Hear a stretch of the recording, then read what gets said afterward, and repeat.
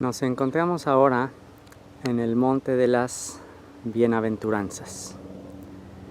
Estoy grabando en lo que actualmente se conoce acá en el norte de Israel, en Galilea, como el Monte de las Bienaventuranzas.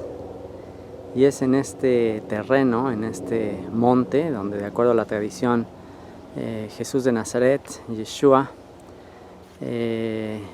dio su famoso sermón de las bienaventuranzas o el sermón del monte. Es en este lugar donde se erigió esta iglesia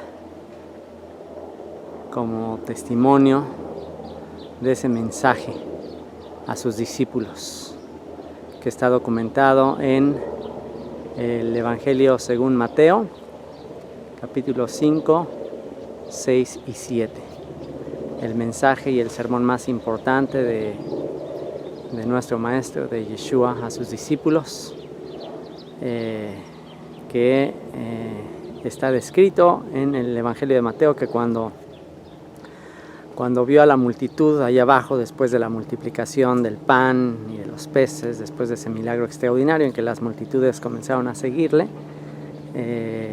dice que subió al monte y sentándose vinieron a él sus discípulos. De manera que este es el escenario que Dios puso en mi corazón el día de hoy para grabar la continuación de nuestro estudio de Apocalipsis, verso por verso. Y hoy desde este monte vamos a hacer esa grabación.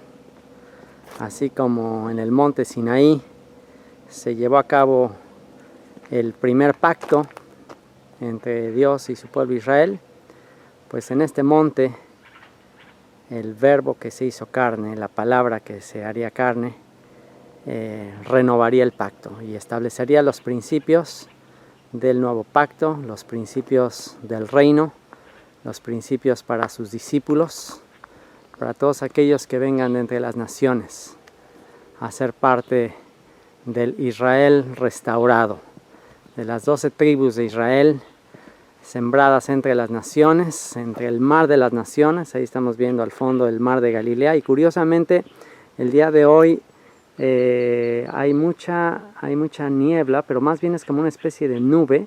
Es una nube blanca muy extraña que yo nunca había visto así a este nivel, que prácticamente no se distingue el mar de Galilea porque esta nube blanca.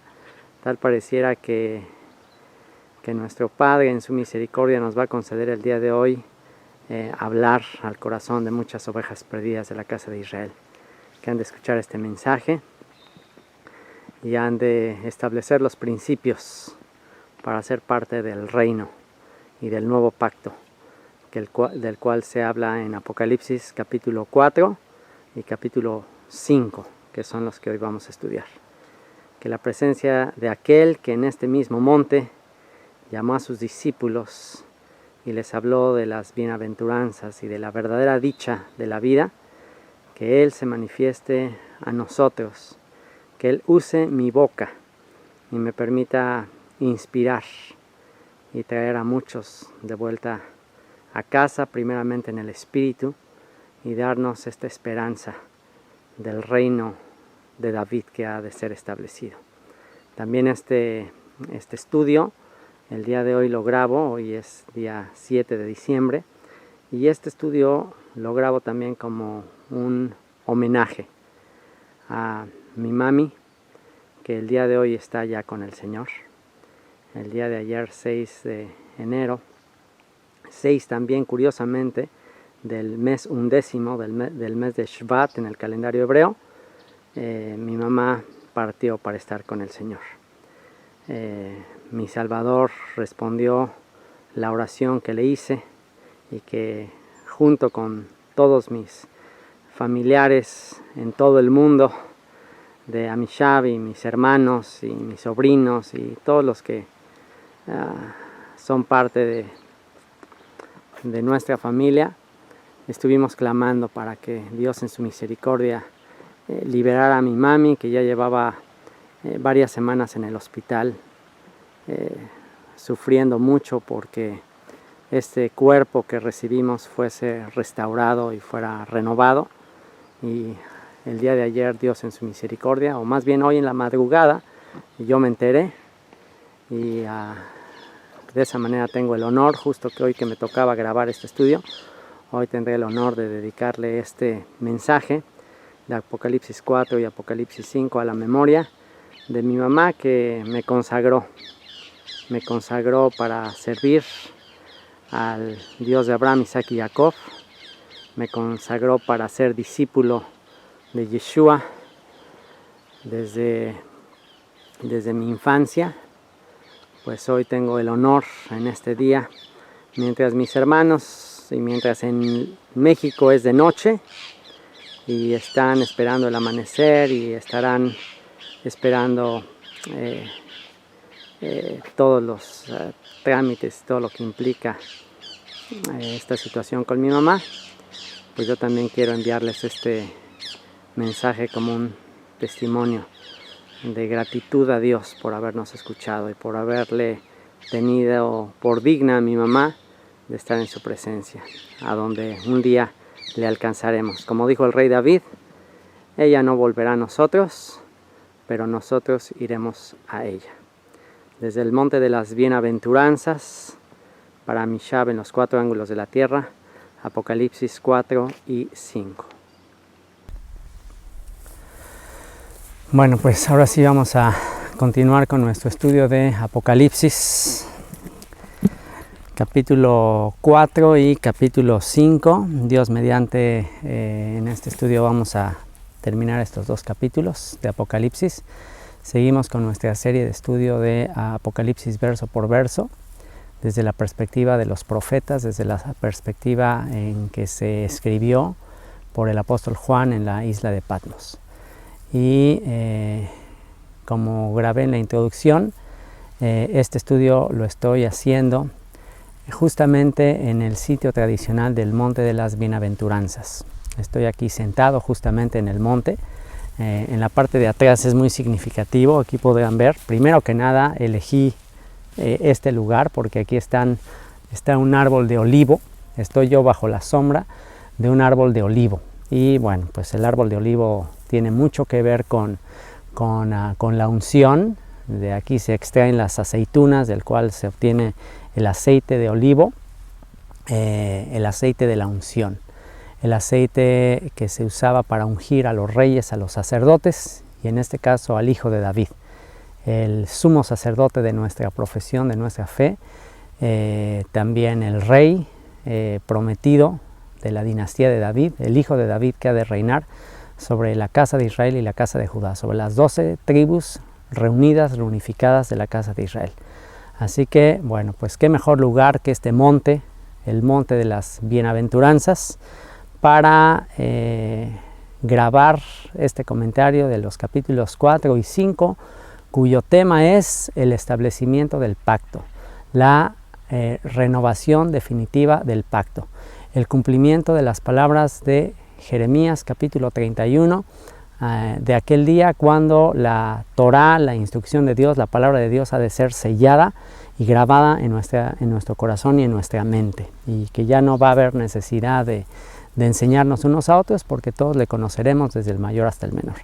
Así que justamente en este monte donde el Verbo que se hizo carne llamó a sus discípulos y les enseñó las famosas bienaventuranzas, el famoso sermón del monte de Mateo capítulo 5, 6 y 7, en este mismo monte donde él habló de la verdadera dicha de la vida, de la verdadera bienaventuranza, de lo que realmente significa ser felices.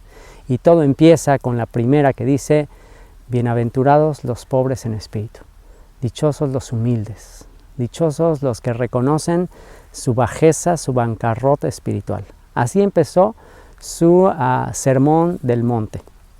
Y se me hace muy significativo, número 1, que estoy en este monte de las bienaventuranzas recordando el primer atributo de un verdadero discípulo, la humildad, el servir a los demás, el reconocer que necesitamos de su gracia, de su misericordia, y grabar este capítulo 4 y 5 de Apocalipsis, que quiero dedicarlos a la memoria de mi mamá, que el día de hoy por la mañana recibí la noticia de que partió con el Señor, de que ya está con el Señor, de que se cumplieron nuestras oraciones. Aprovecho para agradecerle a todos aquellos que son parte y que se hicieron parte aún más de nosotros como familia, a toda la familia de Amishab en los 4 ángulos de la tierra, que en estas últimas semanas estuvieron intercediendo y clamando y orando con un servidor para que el Señor retirara la carga pesada del cuerpo, ya bastante enfermo, bastante delicado de mi mamá, con el cual estuvo luchando por varias semanas, y finalmente ayer 6 de enero de 2014 fue recogida su alma. Se me hace muy significativo que curiosamente también, de hecho en el atardecer, a la hora que fue, era cuando estaba entrando el día 6 del mes 11 en el calendario hebreo, del mes de Shvat. Entonces me hizo muy significativo el mes de Shvat, el 11 mes del calendario hebreo, ya que tiene que ver con las lluvias tardías en Israel. Aquí en Israel es el invierno. De hecho, en esta época del año es cuando se registran las últimas lluvias del invierno, y todo es en preparativo para la fiesta de la Pascua, que es otra temporada festiva que ya viene pronto. Viene después el mes 12º, y después vendrá el mes primero, que es el mes de Nisan. Y en esta temporada de lluvias tardías es cuando la misericordia, el amor de Dios lloviznó, cayó sobre nosotros como familia, y nos recordó la esperanza de la resurrección, y se llevó a mi mamá para estar en su presencia. Así que mientras yo estoy haciendo esta grabación, mis hermanos allá en la Ciudad de México estarán haciendo todos los preparativos para el funeral, para sembrar el cuerpo de mi mamá como una semilla que tiene que ser sembrada en tierra, que tiene que morir, como está escrito. Está establecido para los hombres que muramos una sola vez, y después de esto el juicio, y bendito sea el Señor que ese juicio lo cargó nuestro Salvador, y ahora mi mamá pues está en su presencia, y el cuerpo en espera de ser resucitado en el día de la resurrección de entre los muertos, el cual todos anhelamos y esperamos como nuestra más grande y bienaventurada esperanza.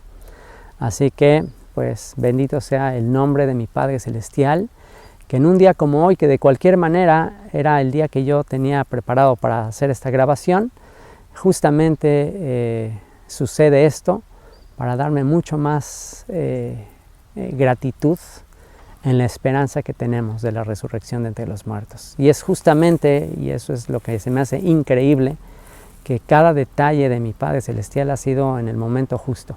Justamente ahora que me tocaba reflexionar en el capítulo 4 y 5 de Apocalipsis, que habla de eso precisamente.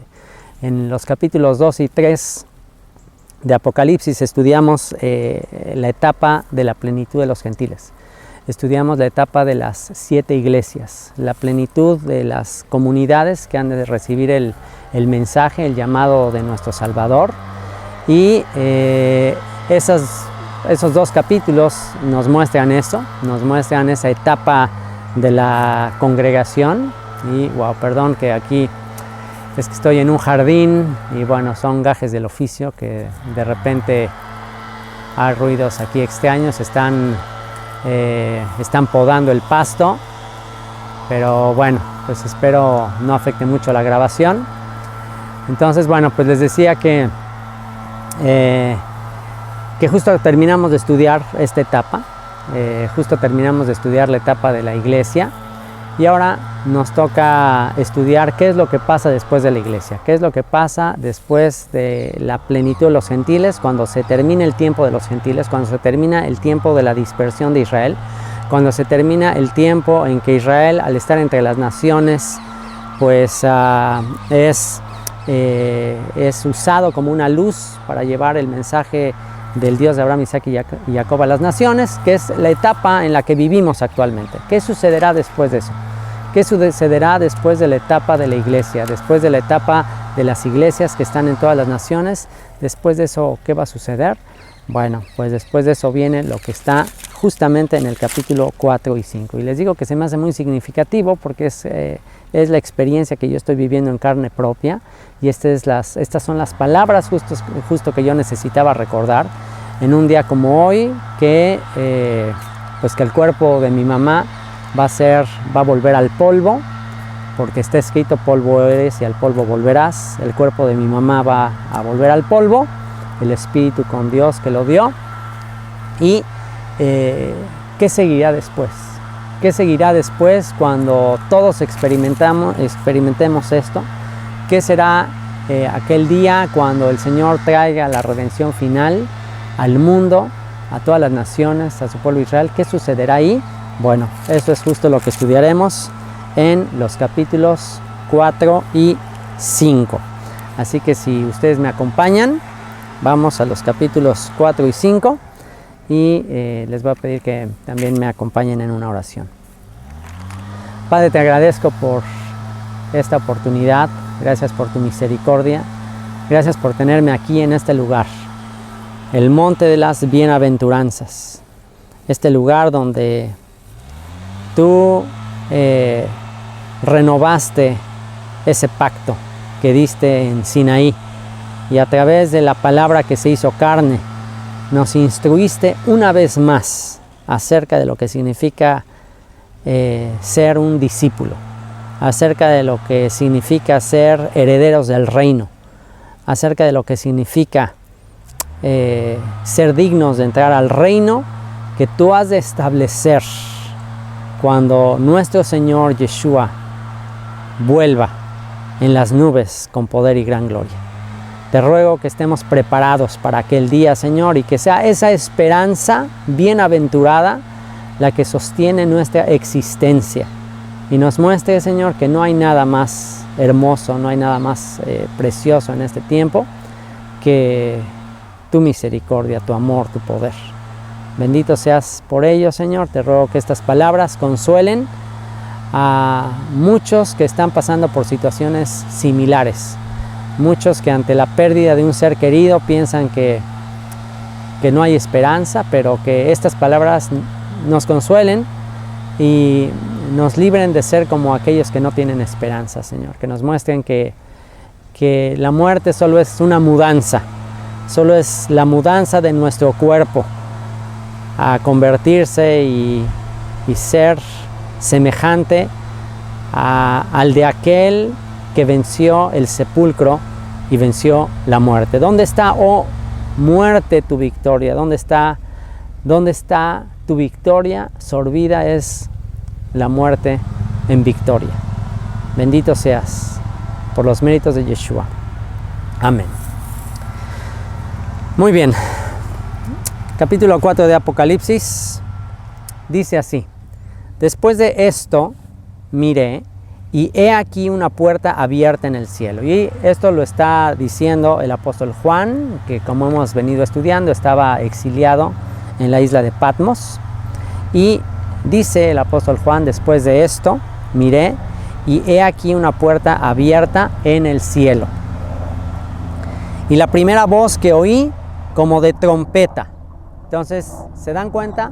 Pasan el capítulo 2 y 3, la etapa de la iglesia, y inmediatamente después de la etapa cronológica de la iglesia, en ese momento dice una puerta abierta en el cielo, y la primera voz que oí como de trompeta. Esta es la misma voz que habíamos escuchado de Yeshua mismo hablando con voz como de trompeta, justo lo que dijo el apóstol Juan, que cuando se manifieste Yeshua, se manifestará con voz de mando, con voz de arcángel y con trompeta de Dios, con shofar, un gran sonido de shofar. Era justo lo que sucedía cuando el novio iba en busca de la esposa, como era una boda tradicional, una boda hebrea, en la cual primero se llevaba a cabo el matrimonio, la firma del contrato. Después el esposo se iba a preparar una casa, no la tomaba inmediatamente. Ante la firma del contrato no la tomaba inmediatamente.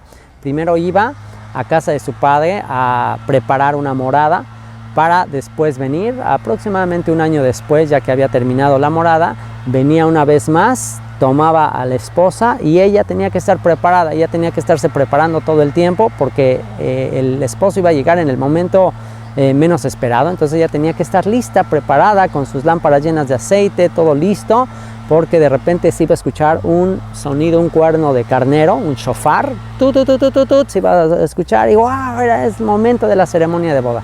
Se iba a iniciar la ceremonia nupcial y entonces ella tenía que salir lista con su vestido para ir rumbo a la casa del padre del novio, donde se iba a tener una fiesta, un banquete de bodas espectacular, que es justamente de lo que nos habló nuestro Salvador en muchas ocasiones acerca del banquete de bodas, de estar listos, de estar preparados para ese banquete de bodas. De manera que el apóstol Juan está teniendo una visión futura de lo que será aquel día.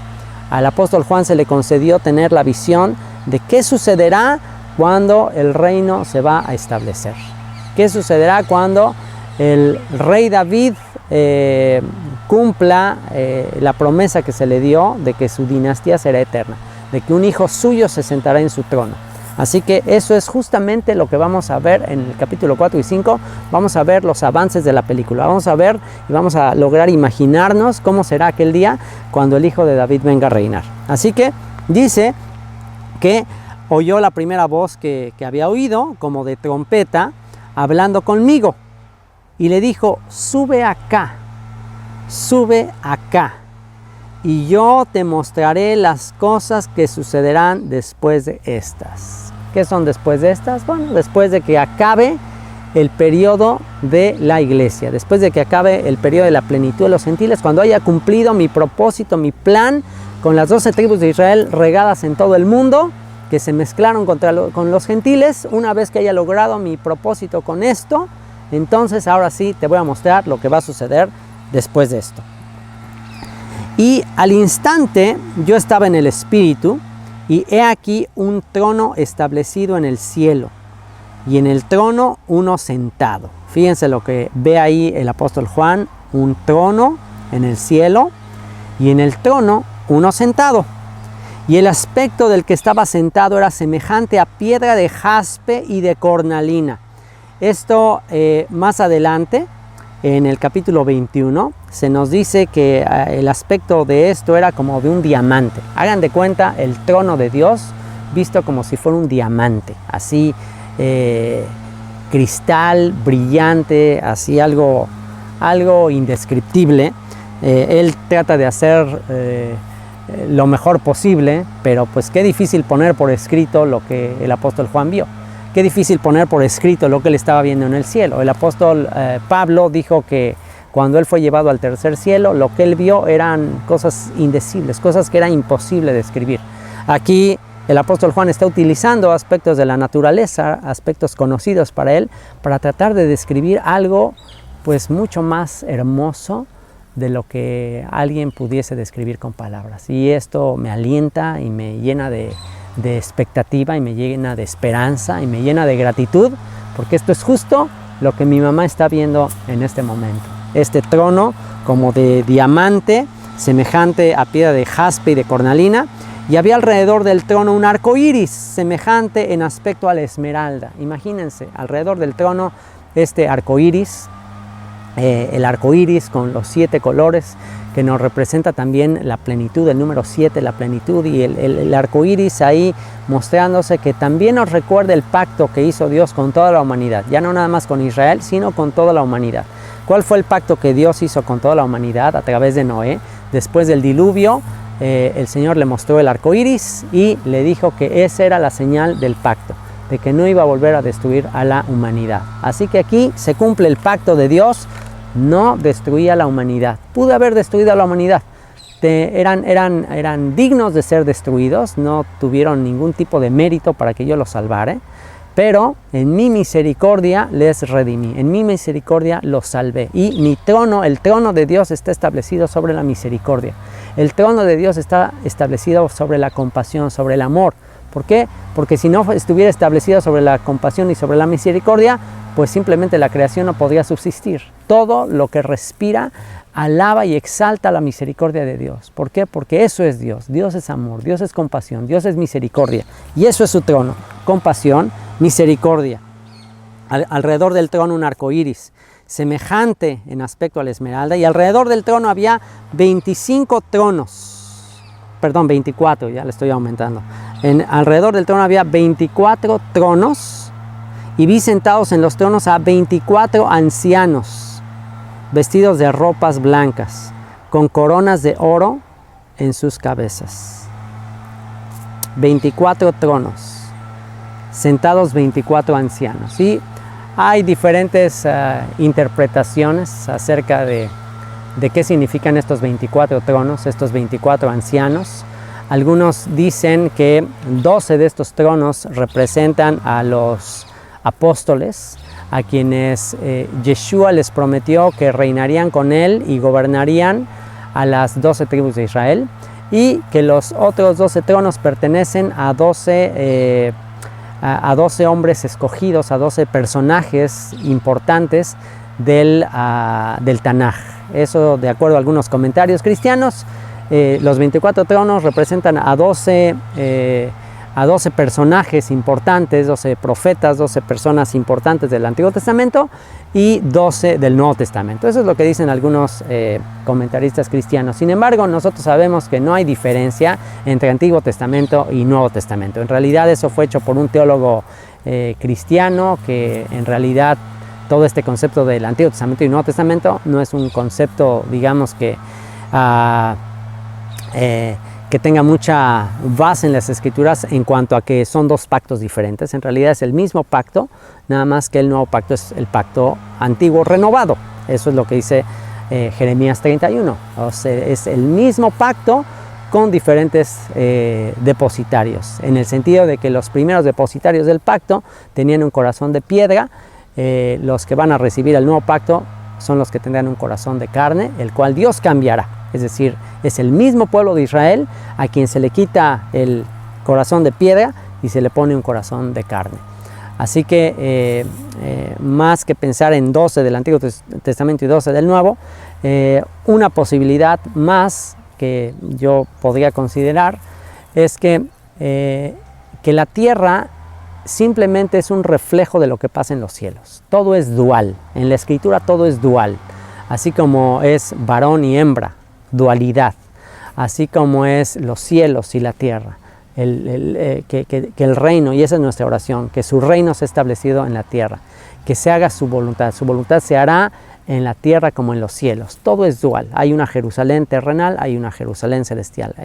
Hay reinos en la tierra, hay un reino en los cielos. Hay una dualidad en todo. Está la casa de Israel, la casa de Judá. Todo es dual. Muchas veces lo hemos estudiado esto. Justamente estoy dando este estudio en este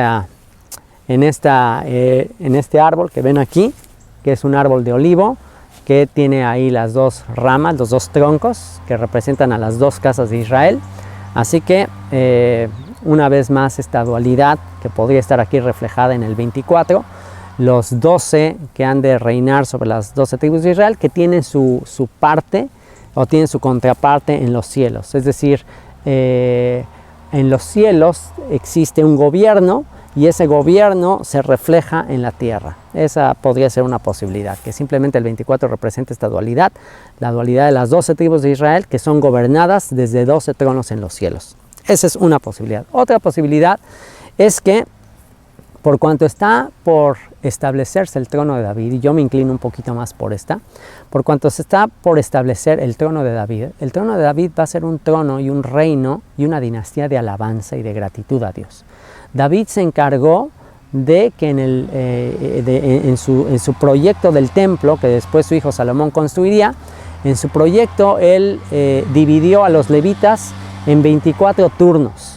24 turnos de músicos para asegurarse que todo el tiempo hubiese alabanza continua al Rey de Reyes, alabanza continua al Creador de los cielos y la tierra. Así que David estableció 24 turnos de levitas que estuviesen alabando, exaltando y adorando al Creador de los cielos y la tierra. Y yo podría considerar que eso es lo que se está llevando a cabo acá. Se va a establecer la adoración de David. Así que si a ti te gusta adorar, si a ti te gusta cantar, si a ti te gusta bailarle con gratitud al Señor, pues no te creas que en los cielos vas a llegar y va a ser todo así como muy triste y todo muy solemne. Todo lo contrario. El reino de Dios te aseguro que va a ser una fiesta. Por eso, aunque yo ahorita podría estar de luto y muy triste por lo que pasó con mi mamá, yo ahorita la verdad es que estoy muy agradecido. Y la verdad es que yo prefiero saber que ella está viendo todas estas maravillas que en una clínica de hospital viendo a otros enfermos a su alrededor quejándose con todo el dolor de su cuerpo que me tocó presenciar, me tocó ser testigo de todo lo que ella estaba sufriendo. Y la verdad, yo al ver esto, wow, yo me gozo y me alegro más con esta esperanza de lo que ella va a ver, del arco iris, del trono como un diamante, de estos ancianos que están dando gloria al Señor. Y fíjense lo que sucede después. Dice que estos 24 ancianos estaban vestidos de ropas blancas, con coronas de oro en sus cabezas. Y bueno, también otra posibilidad es que son los 12 hijos de Israel, originalmente, digamos que los padres de las 12 tribus, o sea, por decir así, cada uno de los hijos que dieron a luz a toda la descendencia de la multitud de las naciones, de la multitud de los gentiles, es decir, los 12 hijos de Jacob y los 12 apóstoles, que son los que han de estar encargados de dirigir a los descendientes de esas 12 tribus. ¿Ok? Y dice que estaban vestidos de ropas blancas, con coronas de oro en sus cabezas. Y del trono de Dios, del que hablamos, salían relámpagos y truenos, y voces, y delante del trono ardían 7 lámparas de fuego, las cuales son los 7 espíritus de Dios. Entonces, una escena aquí que está tratando de describir el apóstol Juan, las 7 lámparas, es la menorá. No es que haya 7 lámparas independientes, 7 lámparas nos habla de 7 velas, que es una menorá. Entonces, va a ser algo que veremos allá. Es lindo que tengas en tu casa de adorno, como decoración, algo que te recuerde lo que verás allá en los cielos, una menorá, este candelabro de 7 brazos, que es como el que existía en el tabernáculo, el que le mandó Dios a Moisés que hiciese, labrado con martillo de oro puro, y que sabemos que esta menorá, este candelabro, también representa a Yeshua, aquel que fue martillado, aquel que fue labrado por nuestros pecados. Así que todos los elementos que vamos a ver aquí apuntan a Yeshua. ¿Por qué? Porque incluso según los rabinos, el fin de la Torah y los profetas, y también está expresado en el Nuevo Testamento, el fin de la profecía, la meta de la profecía, hacia donde toda la profecía apunta, es al Hijo de David, a Yeshua, al reinado final de Dios en la tierra, el reinado de David. Así que dice que salían del trono relámpagos y truenos. ¿Y dónde recordamos que había relámpagos y truenos? ¿En qué otra ocasión recordamos una escena con relámpagos, con truenos, con esta situación así como muy espectacular de un cataclismo? ¿Dónde recordamos todo esto y por qué se está dando otra vez esta situación? Bueno, esto es un recordatorio de lo que sucedió en el monte Sinaí. En el monte Sinaí, cuando se iba a entregar el pacto, cuando se iba a entregar las tablas de la ley, y a partir de ahí se iba a entregar el pacto con el pueblo de Israel, también dice que ahí hubo relámpagos, hubo truenos, y era una escena muy, muy impactante. Y justamente la menorá que representa la presencia de Dios, el Espíritu de Dios. ¿Y qué es el Espíritu de Dios? Aterrizándolo y en palabras más sencillas de entender para nosotros, ¿qué representa la manifestación del Espíritu de Dios? 7. El número 7 nos habla de plenitud. La plenitud de Dios que lo llena todo. Dios, la totalidad de la manifestación divina se va a dar a conocer en este momento. ¿De qué manera se da a conocer Dios, que es espíritu? Dios es invisible, Dios es espíritu. ¿De qué manera se da a conocer? A través de su palabra. Su palabra es espíritu y es vida. De manera que estas escenas que está viendo ahí el apóstol Juan nos manifiestan que está a punto de manifestarse una vez más la plenitud de la revelación de Dios. Así como se fue dada en Sinaí, bueno, ahora se va a volver a dar. Y por eso les digo que es muy significativo estar aquí, en el Monte de las Bienaventuranzas. ¿Por qué? Porque es aquí donde la palabra ahora se hizo carne, habitó entre nosotros y nos dio a conocer su gloria. Nos dio a conocer lo que es vivir en la Torah, lo que es vivir en los mandamientos. Aquel que estuvo aquí enseñando en este lugar donde yo estoy, aquí en este lugar es donde Él se manifiesta como el que vive de acuerdo a esos mandamientos y donde llama a sus discípulos a vivir como Él. Llama a sus discípulos para poder vivir como Él y ser como Él, pues empieza diciéndoles, dichosos los pobres en espíritu. Así que aquí en los cielos, fíjense, imagínense la escena, está a punto de manifestarse, relámpagos, truenos, está habiendo una sacudida ahí en los cielos, está el trono de Dios, está el arco iris, están todos los elementos que nos recuerdan los pactos que Dios ha hecho con la humanidad y más específicamente con su pueblo. Y continúa en el verso 6 diciendo, y delante del trono había como un mar de vidrio, semejante al cristal, y junto al trono y alrededor del trono 4 seres vivientes llenos de ojos delante y detrás. Así que está en un mar de cristal, ¿ok? Y esto es otro tipo, otro simbolismo de un mar anterior. ¿Cuál fue el mar que tuvo que cruzarse para la revelación del primer pacto? Para la revelación del pacto en Sinaí, tuvieron que cruzar el mar Rojo, cruzaron el mar Rojo y después de cruzar el mar Rojo fueron rumbo al monte Sinaí. Aquí en este momento vemos un mar de cristal, aquí vemos aquellos que van a vencer, que van a cruzar el mar de las naciones, y dice que en este trono, que había como un mar de vidrio semejante al cristal y junto al trono y alrededor del trono, aquí nos va a hablar qué había junto al trono. Dice que junto al trono y alrededor del trono había 4 seres vivientes, llenos de ojos delante y detrás. Y bueno, esto quizás nos puede asustar un poco, ¿no? De wow, 4 seres vivientes llenos de ojos. Y bueno, ya si tu imaginación empieza a volar, a lo mejor te puede asustar un poco, como que seres llenos de ojos. Pero si entendemos la alegoría profética y si entendemos que los ojos, y sobre todo aquí lo que dice que tenía ojos delante y detrás, pues esto simplemente, incluso cuando estudiamos la profecía de Ezequiel, ya lo habíamos estudiado, el simbolismo de estos seres vivientes y de los carros que también ve Ezequiel y que dice que tenían ojos y todo. Y ahí cuando lo estudiamos hablábamos de que los ojos delante, detrás, el que hubiese toda esta descripción de ojos, simplemente tiene que ver con la presencia del Espíritu de Dios que todo lo ve. O sea, no hay nada escondido en su presencia. Así que cuando tú leas este tipo de escrituras de wow, están llenos de ojos, simplemente es una alegoría para decirte de que la presencia de Dios, el Espíritu de Dios que todo lo ve. No hay manera de escondernos de su presencia. ¿A dónde huiré de tu presencia?, dice el salmista en el Salmo 139. Esto lo que nos está manifestando es que en este tiempo todo lo secreto, todo lo oculto saldrá a la luz. En ese momento se dará a conocer toda la plenitud de la visión que Dios tenía para la humanidad. Y nos va a dar una descripción un poco más específica de estos 4 seres vivientes. Dice, el primer ser viviente era semejante a un león. El segundo era semejante a un becerro. El tercero tenía rostro como de hombre. Y el cuarto era semejante a un águila volando.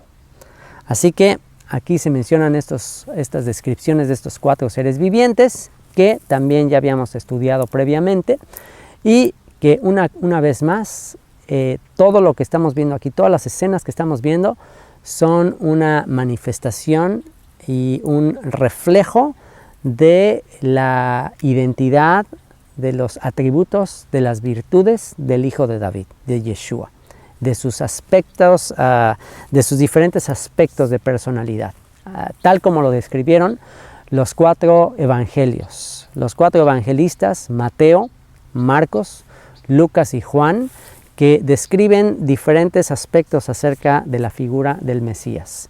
El Evangelio de Mateo representa a Jesús, a Yeshua, como el cumplimiento de todas las profecías del Hijo de David, como el cumplimiento de todas las profecías dadas a la tribu de Judá.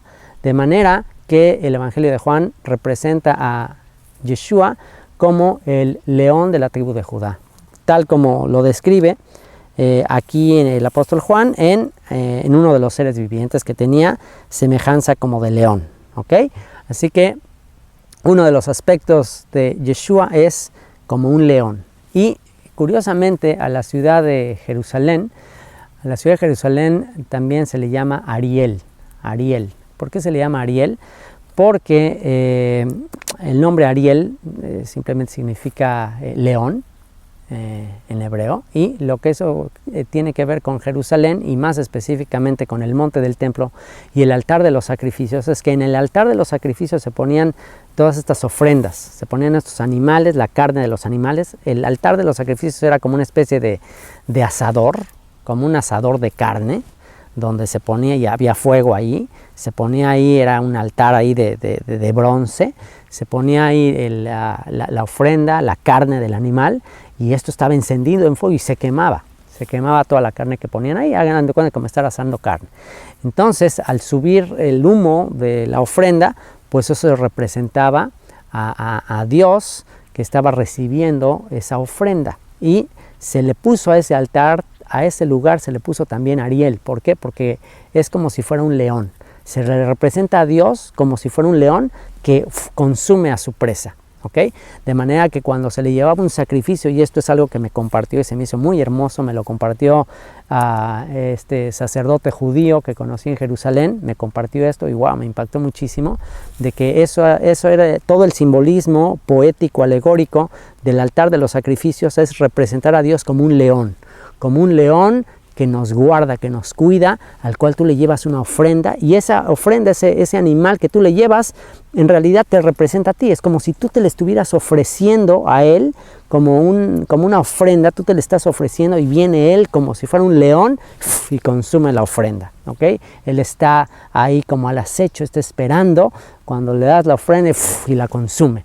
Y así era una manera de imaginarse los antiguos hebreos, que cuando iban a ponerle la ofrenda era su manera de imaginarse a este león que descendía del cielo y lo comía.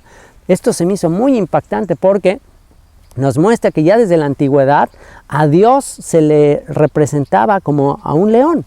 Y es exactamente como se le representa en la teología cristiana a Jesús de Nazaret, como el león de la tribu de Judá. Así que aquí vemos ese atributo del león de la tribu de Judá, y a pesar de que es un león, a pesar de que tiene ese atributo de fortaleza, de poder, de que incluso nos causa mucha reverencia, mucho respeto, al mismo tiempo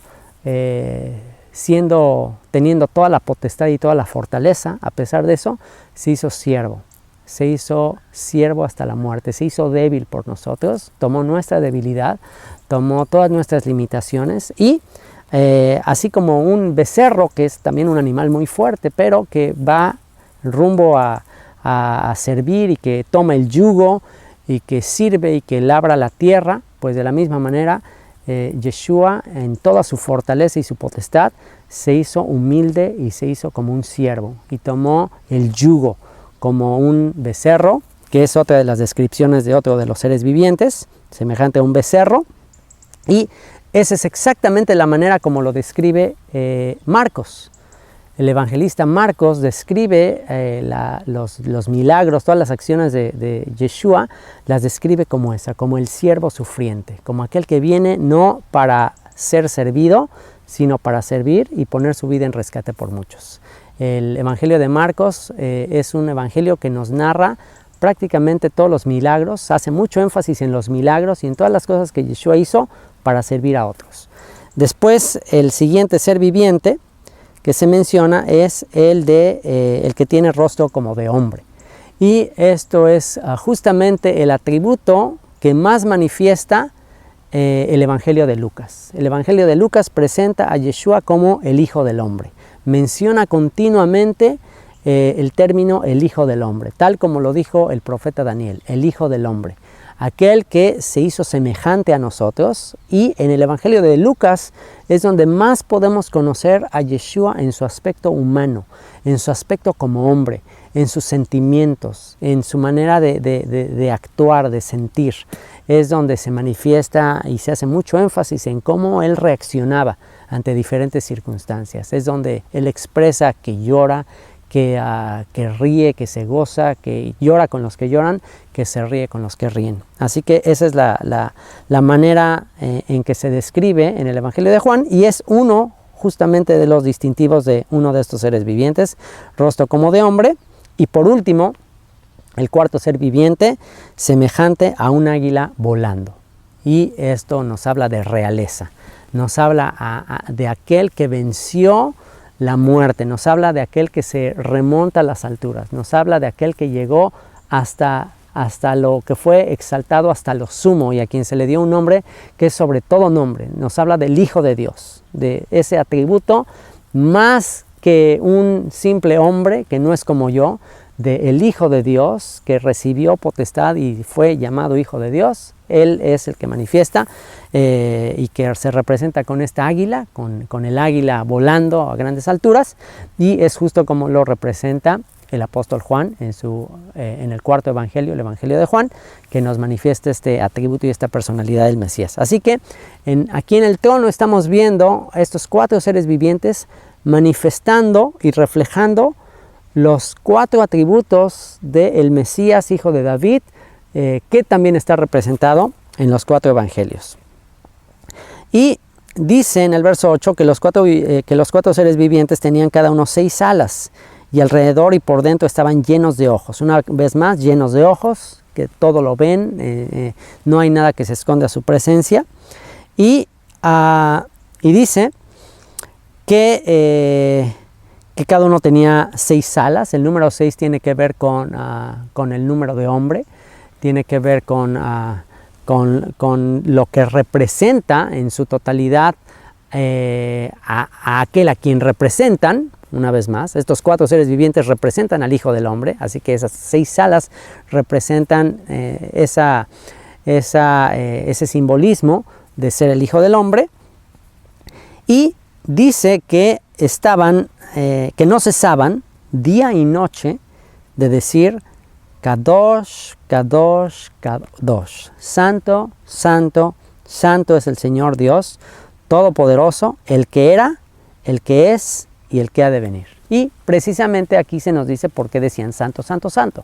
¿Por qué dicen Santo, Santo, Santo? Pues por lo mismo que dice el que es, el que era y el que ha de venir. Él es santo y Él es separado y Él es diferente por la eternidad y hasta la eternidad. Él es santo en el pasado, Él es santo en el presente y será santo en el futuro. Él para siempre reinará. Hay una canción que nos gusta muchísimo y es una canción muy tradicional acá en Israel que se llama Adom Olam.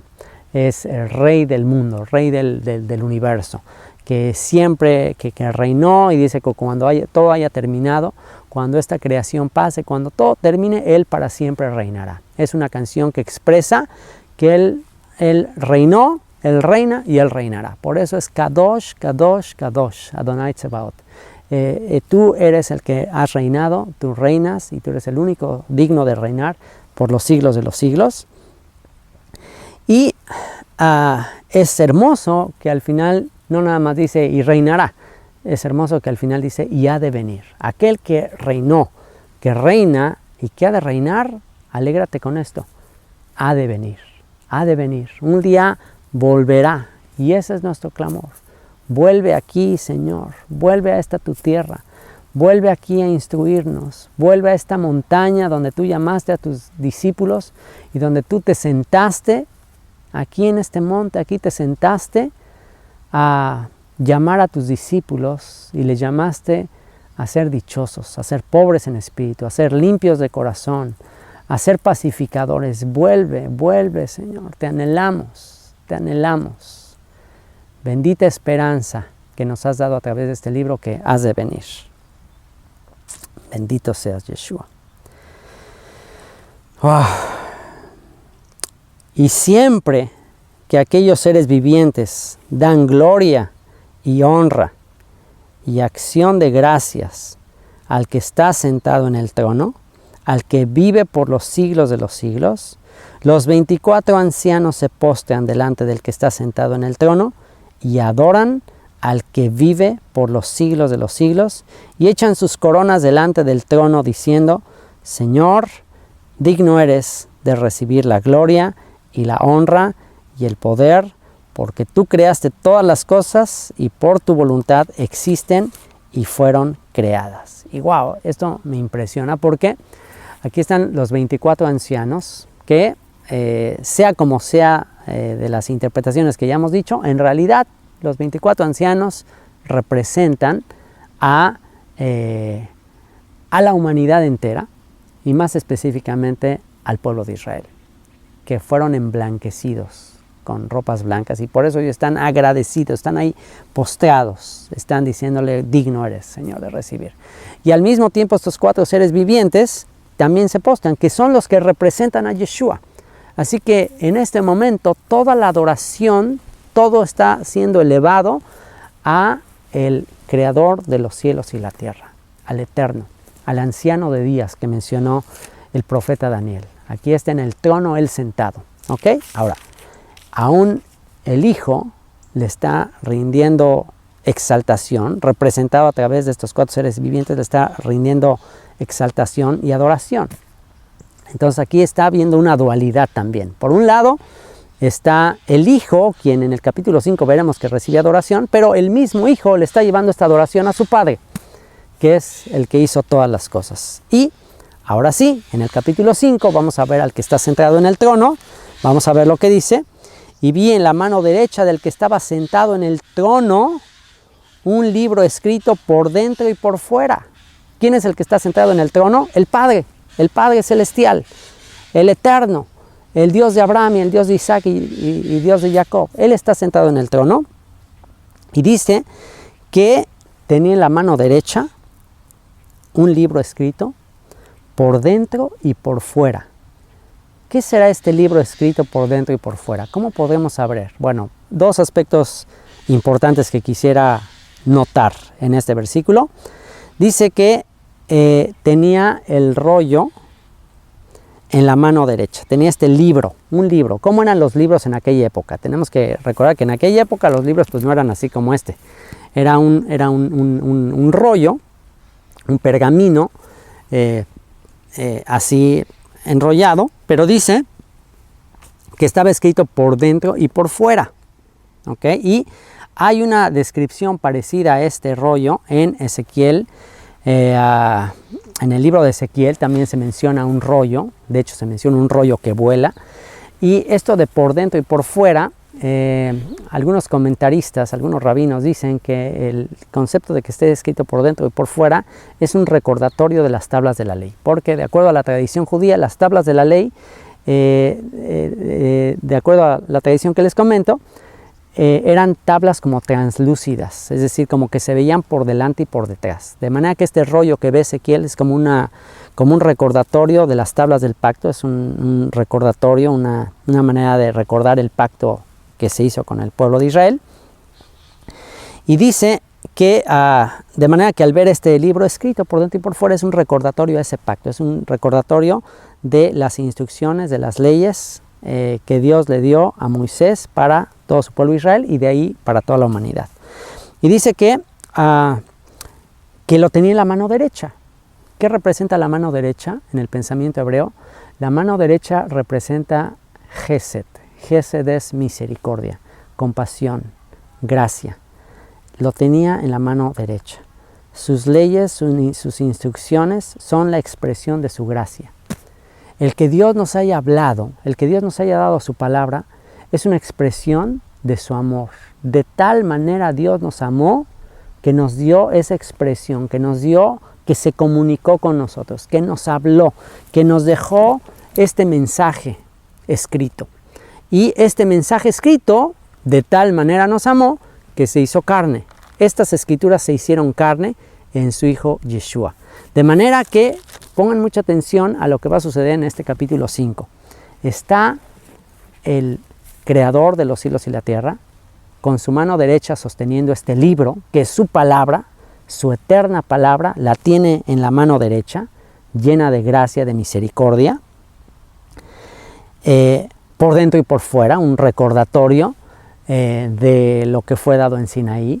También dentro y fuera nos habla de que está todo escrito ahí, o sea, absolutamente todo está revelado allí. Y el problema, ¿cuál es el problema? El problema es lo que dice al final del versículo 1. El problema es que dice que está sellado con 7 sellos. Sellado. ¿Qué es sellado? Es una expresión, el que esté sellado es una expresión que vamos a ver para que entendamos qué significa sellado. Vamos a Isaías 29. Acompáñenme a Isaías 29, que es un libro sellado.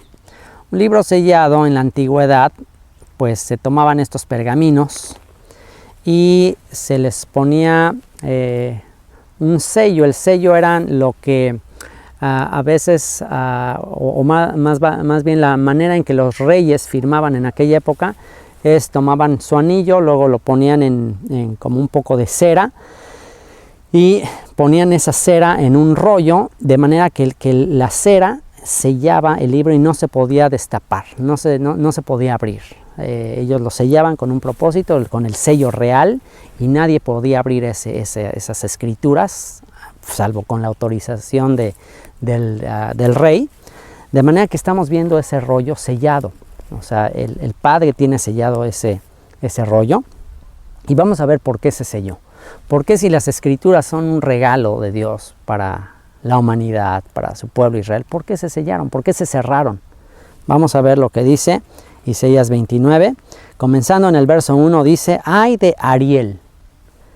De Ariel, ciudad donde habitó David. Y aquí se menciona la palabra Ariel, que como ya les había comentado, esto significa león. ¡Ay de León! León, ciudad donde habitó David. A Jerusalén, como les dije, también se le llamaba Ariel, en referencia una vez más al león de la tribu de Judá, a Dios en su representación como león que se consume las ofrendas.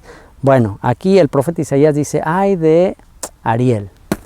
De este león que habita en la ciudad donde habitó David. Añadid un año a otro, las fiestas sigan su curso, mas yo pondré a Ariel en apretura y será desconsolada y triste, y será a mí como Ariel. Porque acamparé contra ti alrededor y te sitiaré con campamentos y levantaré contra ti baluartes. Entonces serás humillada. Hablarás desde la tierra y tu habla saldrá del polvo, y será tu voz de la tierra como la de un fantasma, y tu habla susurrará desde el polvo. Y la muchedumbre de tus enemigos será como polvo menudo, y la multitud de los fuertes como tamo que pasa, y será repentinamente en un momento.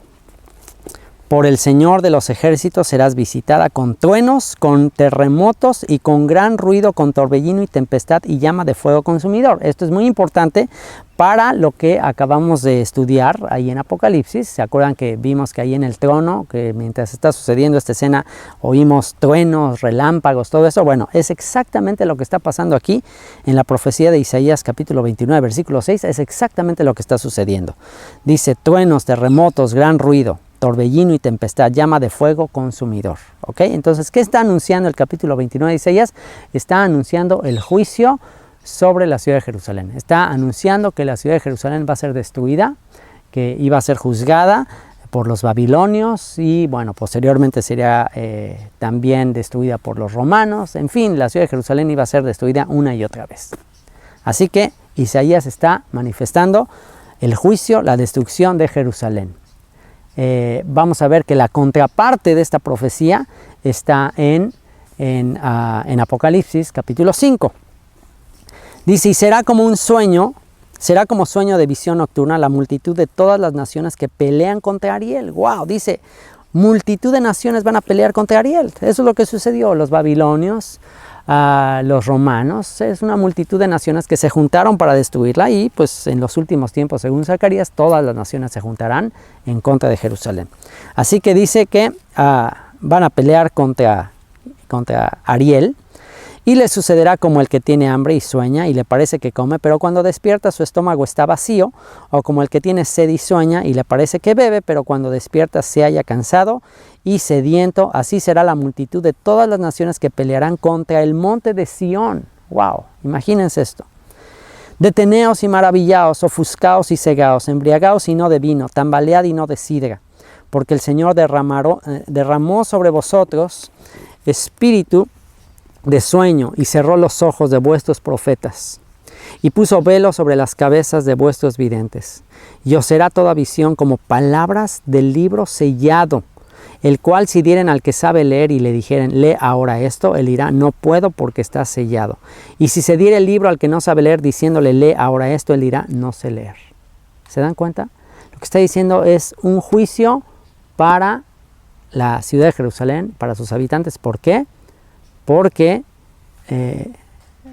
no están entendiendo la palabra profética. No están entendiendo mis instrucciones. ¿Y por qué no las están entendiendo? ¿Por qué el pueblo de Israel no va a entender mis palabras? ¿Por qué los voy a juzgar y no van a entender mis palabras? Y el no entender mis palabras va a hacer que no obedezcan, y el que no obedezcan pues va a tener juicio sobre ellos. Aquí dice por qué. Dice pues el Señor. Aquí está la clave de por qué el pueblo dijo, ay, es que no sé leer, es que alguien me explique, es que no puedo, está sellado, este libro está cerrado, está lejos de mi entendimiento, no lo puedo entender. ¿Por qué? Fíjense lo que dice. Dice pues el Señor, porque este pueblo se acerca a mí con su boca y con sus labios me honra, pero su corazón está lejos de mí.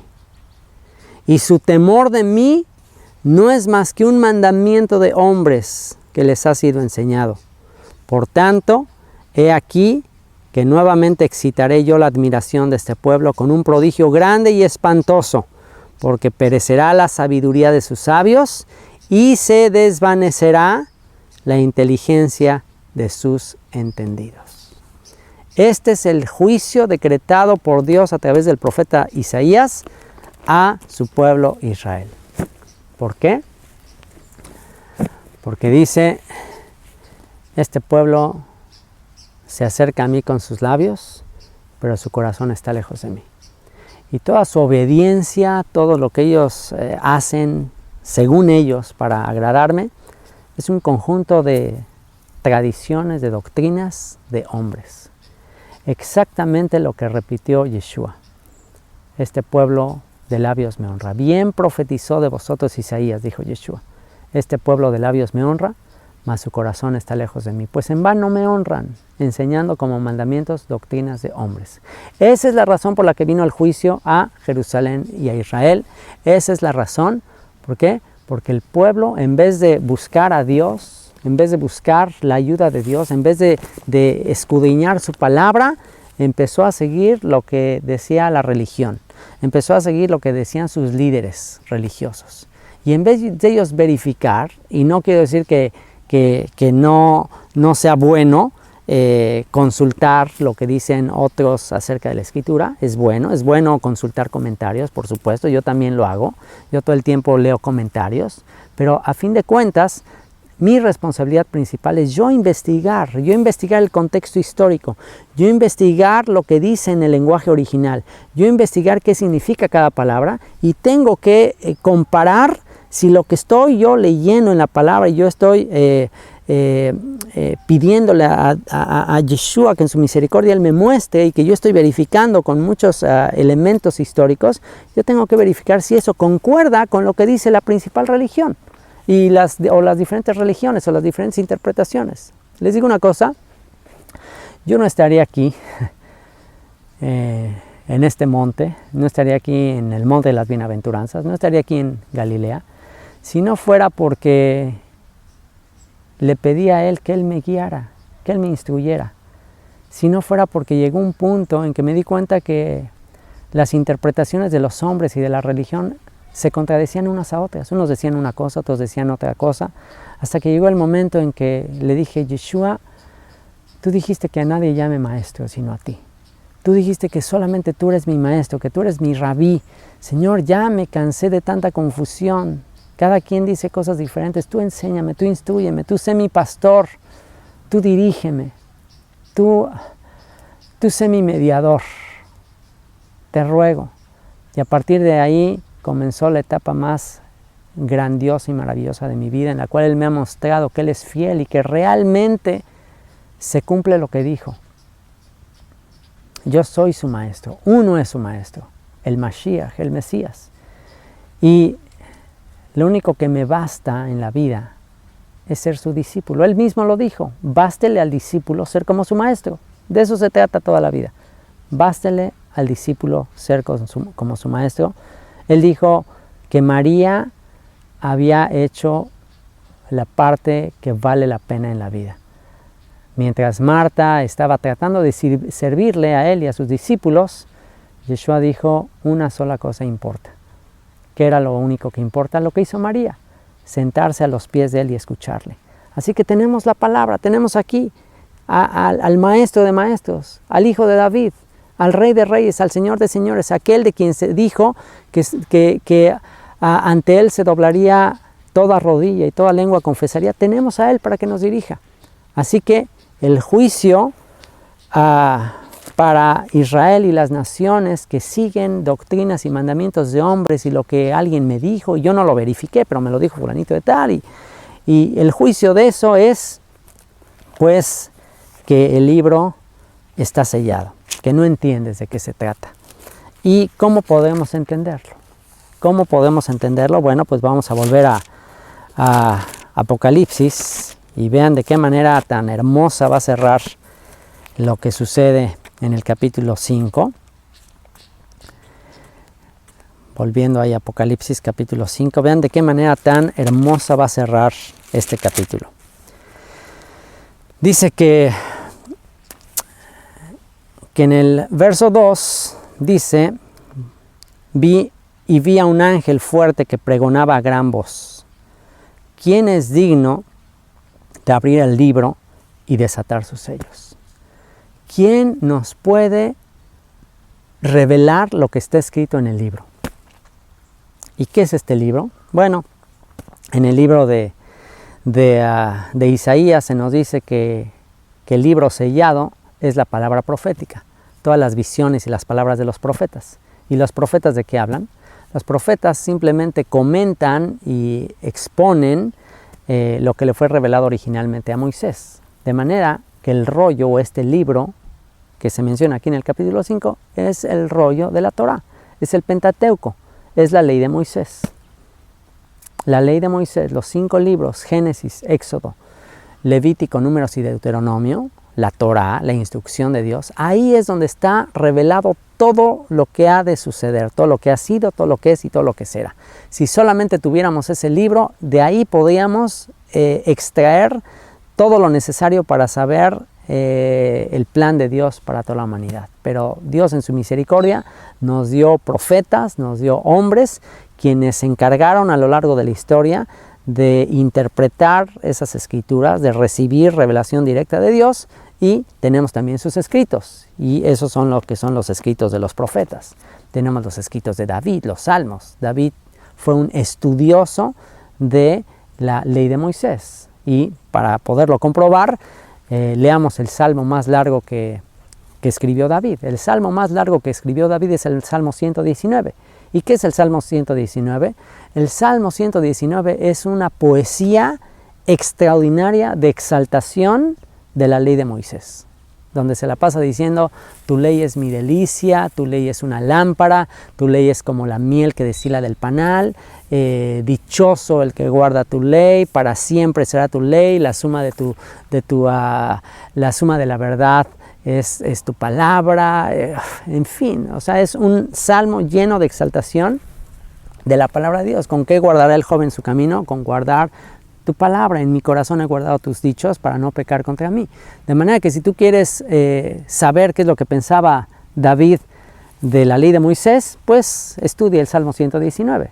Y te vas a dar cuenta que después de estudiar el Salmo 119, sobre todo si vienes de un contexto cristiano, si estás en una iglesia cristiana y lees el Salmo 119, entendiendo que el Salmo 119 es una referencia a la ley de Moisés, te darías cuenta que quizás al rey David lo expulsarían de muchas iglesias cristianas, católicas o protestantes por exaltar la ley de Moisés. Pero eso es lo que hizo David en el Salmo 119. De manera que todos ellos se deleitaron en la ley de Moisés, se deleitaron en conocer, en escudriñar lo que decía la ley de Moisés, que es la palabra de Dios, es el fundamento de nuestra fe, y todas las demás palabras que escribieron los profetas y luego las cartas del Nuevo Testamento, pues simplemente es el cumplimiento de todo lo que Moisés previamente ya se le había revelado. Y dice aquí que el ángel fuerte que pregonaba a gran voz, diciendo, ¿quién es digno de abrir el libro y desatar sus sellos? Él le estaba preguntando, ¿quién nos puede revelar la palabra de Dios? ¿Quién nos puede revelar? ¿Quién nos puede enseñar este libro? ¿Quién nos puede mostrar lo que dice? Si todo el pueblo ya está corrompido, si toda la humanidad anda siguiendo religiones de hombres, si andan siguiendo conceptos humanos, ¿quién nos podrá revelar lo que es verdadero? Y en el verso 4, fíjense lo que dice, en el verso 3, perdón, dice, y ninguno, ni en el cielo, ni en la tierra, ni debajo de la tierra, podía abrir el libro, ni aún mirarlo. Y lloraba yo mucho. Esto lo está diciendo el apóstol Juan. Lloraba yo mucho porque no se había hallado a ninguno digno de abrir el libro, ni de leerlo, ni de mirarlo. Esta palabra de Dios, dada por su gracia, dada por su misericordia, dice, ¿quién nos lo podrá transmitir? ¿Quién nos lo podrá hacer que lo entendamos? ¿Quién nos podrá instruir acerca de la palabra de Dios? ¿Quién? Y pues se puso a ayudar al apóstol Juan porque dijo, nadie es digno. Nadie es digno ni siquiera de mirarlo. Nadie es digno ni siquiera de mirar la revelación, este libro que nos fue dado por Dios. Nadie ni siquiera es digno de eso. Y lloraba mucho. Y uno de los ancianos me dijo, esta es la buena noticia, uno de los ancianos me dijo, no llores. He aquí que el león de la tribu de Judá, la raíz de David, ha vencido para abrir el libro y desatar sus 7 sellos. Alégrate, Juan, porque ya hubo uno que es digno. Ya hubo uno que es digno de abrir el libro y de ahora revelárnoslo. Él es el único digno, el león de la tribu de Judá, la raíz de David, el que surge de David. Él es el único digno de revelárnoslo. ¿Por qué es que Yeshua es el único digno de enseñarnos la Torah? ¿Por qué Yeshua es el único digno por encima de cualquier rabino, pastor, maestro, sacerdote, etcétera, etcétera, etcétera? ¿Por qué Yeshua será el único digno de instruirnos y de revelarnos lo que está escrito en la ley de Moisés y en todos los profetas? Porque si analizamos su vida y analizamos la vida de cualquier otro hombre que ha existido y que haya de existir, él es el único que vivió perfectamente conforme a todo lo que está escrito. Él jamás le añadió ni le quitó nada de lo que está escrito. Él vivió lo que predicaba. Él no solo daba lecciones en una universidad. Él no solamente se sentó en un instituto bíblico. Eso es fácil. Les aseguro que eso es fácil. Dar clases en una universidad, en una institución, en una escuela dominical, en una sinagoga, etcétera, etcétera. Todas esas cosas, la verdad, con estudio y con esmero, eso se puede hacer.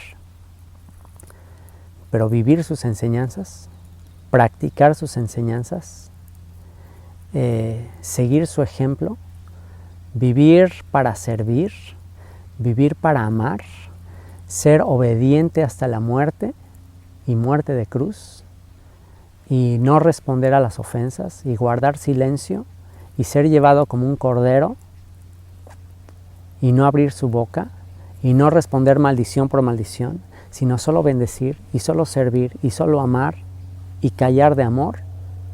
Eso solamente Él pudo hacerlo.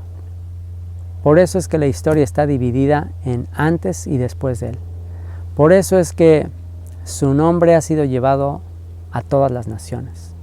A pesar de haber vivido en una villa pequeñita, aquí a unos cuantos metros de donde yo estoy, a pesar de eso, a pesar de haber vivido hace casi 2000 años y vivir en un territorio donde no había las comunicaciones que tenemos hoy, era una época totalmente diferente, y a 2000 años de distancia podemos estar escuchando todavía su mensaje. Eso solamente es posible porque Él es el verbo que se hizo carne. Él es la acción que se hizo carne. Él es la palabra de Dios, los mandamientos de Dios, las instrucciones de Dios que se hicieron palpables, que se vivieron al pie de la letra. Desde el momento que nació, Él cumplió escrituras, hasta el momento que murió y resucitó, Él solo cumplió escrituras. Él solo vivió el estándar del creador del universo. Por eso es que Él es el primogénito de entre muchos hermanos. Por eso es que la meta de la creación, por eso es que la meta del que está sentado en el trono, es que aquellos que somos llamados seamos conformados y seamos hechos semejantes a la gloria de su Hijo. Por eso es que el propósito del creador del universo es que tú y yo lleguemos a ser como aquel que habitó en este lugar y que llamó a sus discípulos a este monte y les dijo: bienaventurados los pobres en espíritu, bienaventurados los que lloran, porque ellos recibirán consolación. Bienaventurados los de limpio corazón, porque ellos verán a Dios. Dichosos son cuando os vituperen y os ultrajen y digan toda clase de mal contra vosotros mintiendo. Gócense y alégrense, porque grande es vuestro galardón en los cielos, porque así persiguieron a los profetas y a todos los que fueron antes de vosotros. Ustedes son la luz del mundo. Ustedes son la sal de la tierra. Una ciudad asentada en lo alto no se puede esconder. Así alumbre vuestra luz, para que los hombres vean vuestras buenas obras y glorifiquen a su Padre que está en los cielos. ¡Wow! Palabras que resuenan y seguirán resonando. Independientemente de que estés aquí o algún día vengas acá, no importa. No importa si estás acá o estás en la isla más lejana, sus palabras siempre serán de consolación. Y sus palabras siempre serán el eco de un amor sublime que del cielo bajó. Sus palabras han llegado hasta lo último de la tierra. ¿Por qué? Porque Él es digno de abrir el libro. Él es digno. He aquí, el león de la tribu de Judá, la raíz de David, ha vencido para abrir el libro y desatar sus 7 sellos. Y miré y vi que en medio del trono y de los 4 seres vivientes y en medio de los ancianos estaba en pie un cordero como inmolado, que tenía 7 cuernos y 7 ojos, los cuales son los 7 espíritus de Dios enviados por toda la tierra. Y estos 7 cuernos, el cuerno en la profecía bíblica nos habla de autoridad. Un cuerno representa autoridad, poder. De manera que este cordero con 7 cuernos representa autoridad. Él recibe la plenitud. El número 7, plenitud. El cuerno, autoridad, plenitud de autoridad. El cordero, que fíjense qué interesante, el cordero es un león. El león que tiene todo el poder se hizo un cordero. El que tenía el rey se hace siervo, se hace inocente, se hace frágil como un cordero, y es su fragilidad que le da el poder. Es justamente porque decidió perderlo todo que después lo gana todo. Así es la vida. Cuando tú renuncias a todo es cuando habrás de ganar tu vida. El que quiera perder su vida la ganará. Es justo lo que nos enseñó.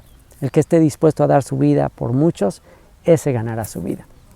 Así que recibe el cordero la plenitud del poder, y los 7 ojos nos habla de la omnipresencia. También todo lo ve, los cuales son los 7 espíritus de Dios, y nos representan también el espíritu que todo lo ve y que está la plenitud y la potestad de la manifestación de Dios está en él. Y dice que dice también ahí algo que quiero notar, y es que el apóstol Juan, y esta es la visión que es demasiado grande siquiera para imaginarlo. El pensar que mi mami, una vez más, y la menciono mucho porque está mucho en mi pensamiento en este momento, está viendo al cordero como inmolado. En esas noches que pasé con ella en el hospital, ella me decía que anhelaba ver sus heridas, que anhelaba besar sus heridas. Y la visión que tú y yo tendremos, porque esto es lo que está justo después del capítulo 2 y 3, que ya vimos que es la época de la plenitud de los gentiles, cuando tú y yo veamos al Cordero, y no sé qué tanto esto te impacte a mí, pero a mí me impacta sobremanera, es que tu primer encuentro con Yeshua, cuando lo veas en el cielo, en la presencia de Dios, esto es si lo vemos antes de que se establezca su reino, porque cuando se establezca su reino aquí en la tierra, bueno, pues ya serán otras condiciones como lo veamos aquí en la tierra, pero si el Señor te llama a su presencia, si nos llama a su presencia antes de que se establezca su reino, la visión que tú vas a tener de Él cuando le veas va a ser como un cordero. ¿Y cómo como un cordero? Lo vas a ver a Yeshua en su cuerpo, tal como fue inmolado. ¿Qué es inmolado? Como fue sacrificado. Así que prepárate para esto. Prepárate, porque tú y yo vamos a ver a Yeshua en su cuerpo. Te aseguro que no como lo presenta Mel Gibson o las películas de la Pasión. Te aseguro que eso no es nada en comparación como tú y yo lo vamos a ver. Dijo el profeta Isaías que su hermosura fue desfigurada. Su parecer, su rostro, todo fue desfigurado. Por eso es que sus discípulos no le reconocían. Después de que lo vieron resucitado, no lo reconocían, porque fue desfigurada su parecer y su hermosura más que la de los hijos de los hombres. Así que prepárate para ese impacto, y por eso yo considero que su Padre, nuestro Padre, dejó a Yeshua en ese estado para que tengamos gratitud por los siglos de los siglos de la ofrenda que fue dada por nosotros. Porque mientras estés en su presencia, verás siempre sus heridas. Siempre estarás viéndole como el cordero que fue inmolado. De manera que Él dejó su trono para tomar forma de hombre, y estando en la condición de hombre se humilló hasta lo sumo, tomando forma de siervo, y ahí fue desfigurado a su parecer, y una vez más volvió al trono de Dios, a la diestra de Dios, para mantenerse en un estado como fue inmolado. Así que lo veremos tú y yo como fue inmolado por los siglos de los siglos. Esto es algo más allá de lo que nos alcanza nuestra imaginación para pensar. El verle ahí con todas las heridas causadas por tus pecados y mis pecados. Y dice ahí que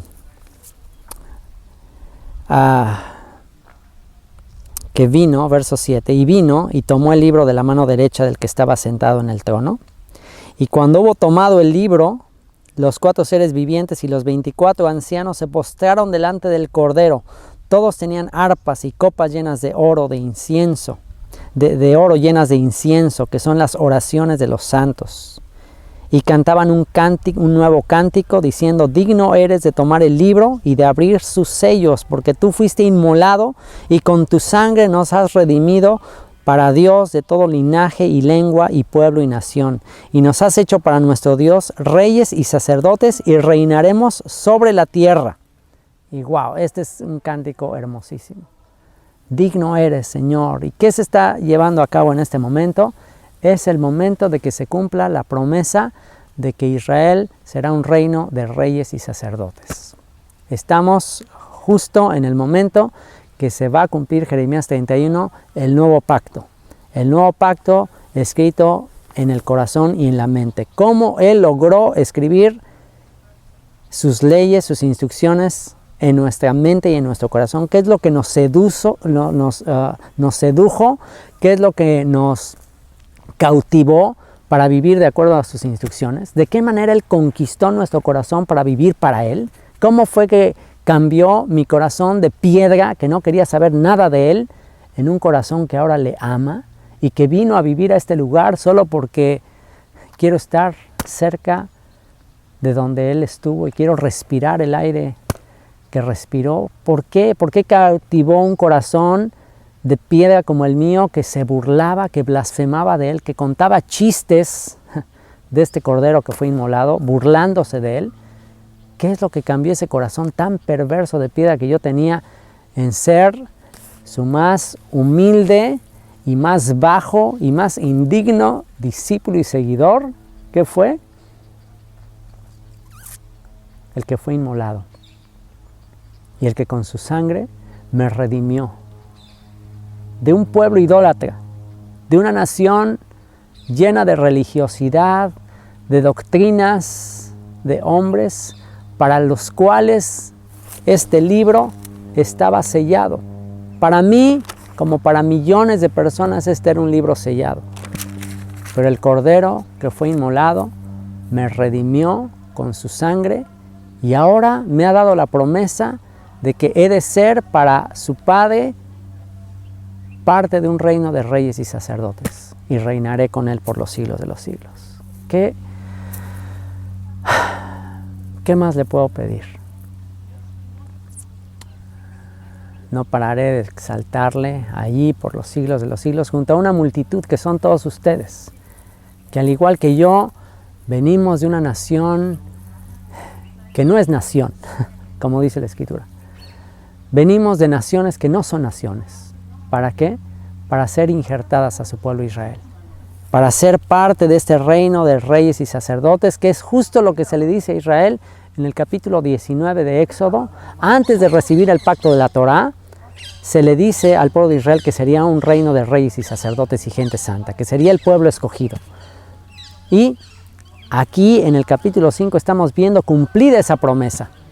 Ya también más tarde el apóstol Pedro había escrito en su primera carta que a estos expatriados de la dispersión, Yeshua les había rociado con su sangre y les había redimido de entre las naciones, a ellos que no eran pueblo, a ellos que dejaron de ser pueblo, a ellos que no eran compadecidos. Dice, ahora una vez más son pueblo del Señor y una vez más los ha hecho una nación santa, un real sacerdocio, un pueblo adquirido por Dios para anunciar las virtudes de aquel que nos llamó de las tinieblas a su luz admirable. Y ahora sí, por eso podemos cantar.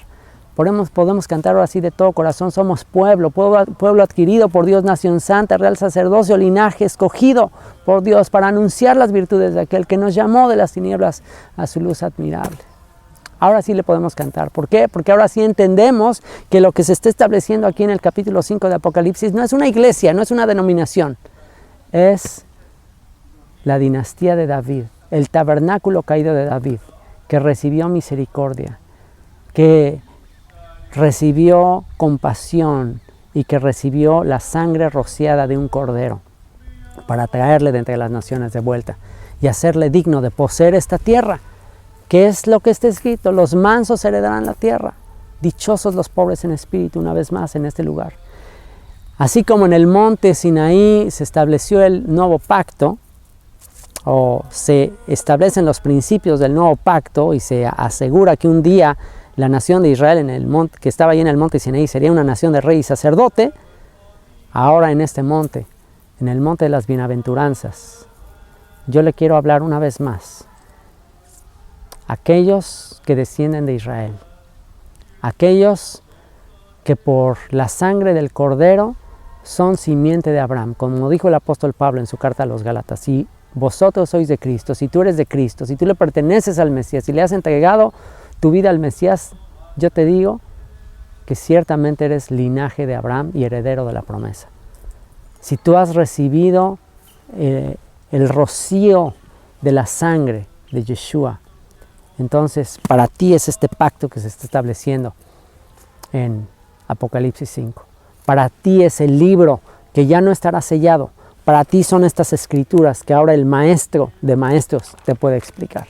Que ahora lo único que necesitas es venir y sentarte a sus pies para que Él te revele sus escrituras. Y una vez que te revele su palabra, una vez que te revele lo que el Creador de los cielos y la tierra inspiró, ahora te puedas convertir en un reino de reyes y sacerdotes. Ahora puedes ser un rey, un sacerdote, en donde quiera que vivas, y puedas, ¿qué hacer?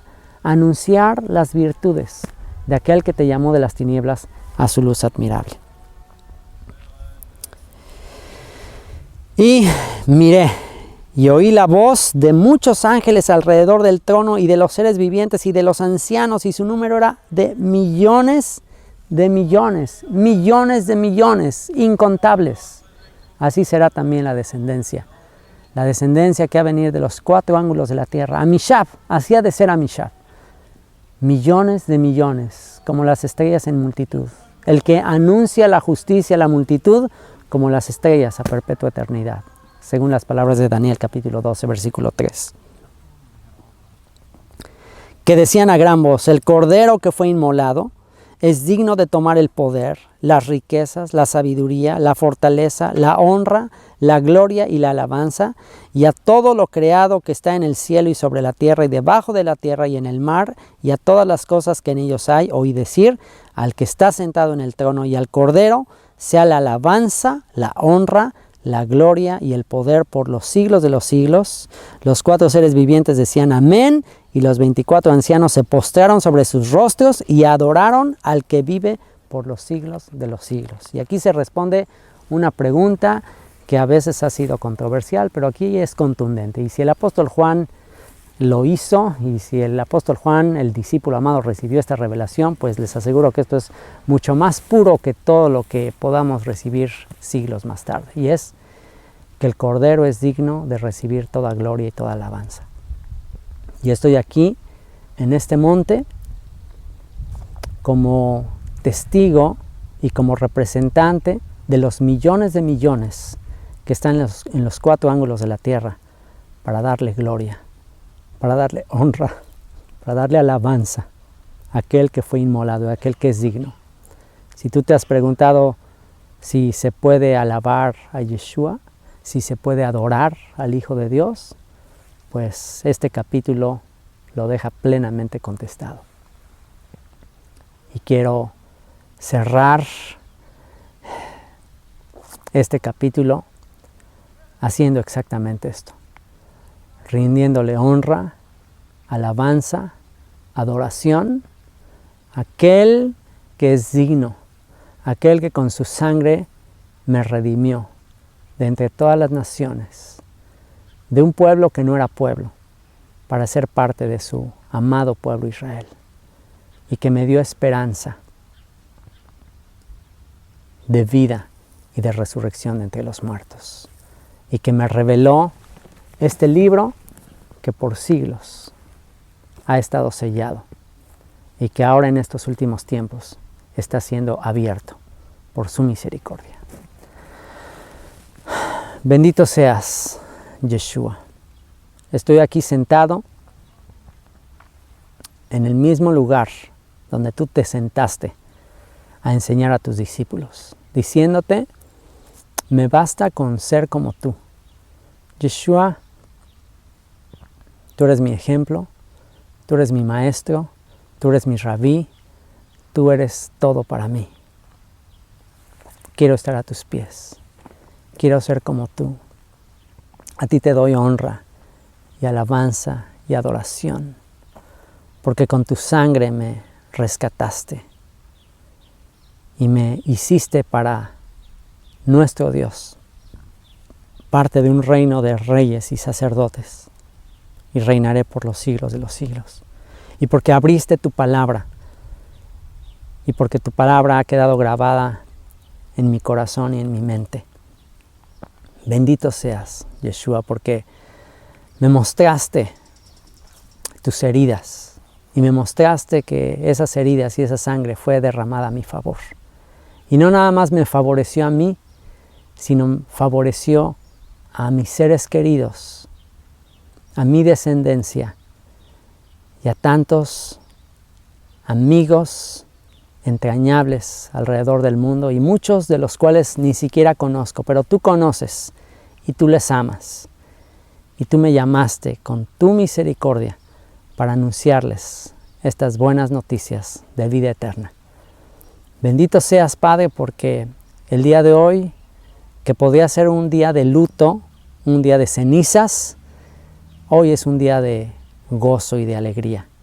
Y hoy es un día de alabanza, de honra, de gratitud por la esperanza del nuevo pacto, por la esperanza de aquel día cuando tu ley, tus instrucciones serán reveladas a todas las naciones por medio de aquel que derramó su sangre por todos nosotros. A ti te doy toda mi adoración y todo mi servicio, Yeshua. Tú eres el león de la tribu de Judá, y entrego mi cuerpo como una ofrenda para ser consumida por ti. León de la tribu de Judá, que te hiciste cordero, por amor a mí y a todo tu pueblo Israel y a toda la humanidad. Amén.